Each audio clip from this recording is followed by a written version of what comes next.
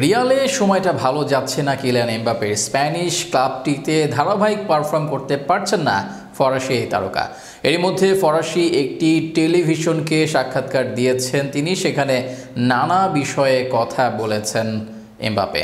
রিয়ালের হয়ে শেষ দুইটি পেনাল্টি মিস করে সমালোচনার মুখে পড়েছেন এমবাপ্পে। ক্যারিয়ারে প্রথমবার এমন ঘটনা ঘটালেন ফরাসি এই তারকা। চলতি বছর এমবাপ্পের পেনাল্টি মিস হয়েছে মোট 4 বার। এক বছরে 4টি পেনাল্টি মিস করার ঘটনাও তার এটাই প্রথম। ধারাবাহিকতার অপেক্ষায় থাকায় এমবাপ্পে সম্প্রতি এক ফরাসি টেলিভিশনকে সাক্ষাৎকার দিয়েছেন। সেখানে তিনি মাদ্রিদে কেমন আছেন এবং পিএসজিতে মেসির সঙ্গে সম্পর্কের কথাও জানিয়েছেন ফরাসি তারকা।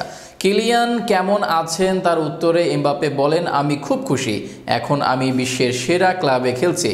এখানে আমি জীবনের নতুন অধ্যায় শুরু করেছি। বিদেশে এটা আমার প্রথম অভিজ্ঞতা। আমি সুন্দর একটা দেশকে আবিষ্কারের মধ্যে আছি। এখানকার মানুষেরা ভালো, দেশটাও দারুণ। 2022 সালের বিশ্বকাপে ফাইনালে ফ্রান্সকে হারিয়ে শিরোপা জিতেছিল আর্জেন্টিনা, যার কারণে মেসির উপর ক্ষুব্ধ ছিলেন বলে জানিয়েছেন এমবাপ্পে। তবে সময়ের সাথে সাথে সেই জড়তা কেটে গেছে এবং এমবাপ্পে এটাও বলেছেন মেসির কাছে থেকে তিনি অনেক কিছু শিখেছেন। এমবাপ্পে সেই সাক্ষাৎকারে বলেন, বিশ্বকাপে ফাইনালের পর আমি যখন পিএসজির অনুশীলন মেসিকে দেখতাম তখন ক্ষুব্ধ হতাম। আমি সত্যিই অনেক ক্ষুব্ধ ছিলাম, কিন্তু এরপরও তাকে সম্মান জানাতে হবে, কারণ মানুষটাই মেসি। হাসি ঠাট্টার মধ্য দিয়ে আমরা জড়তা কাটিয়েছি। আমি তার কাছ থেকে অনেক কিছু শিখেছি। মেসি সব কিছু ভালোভাবে করে।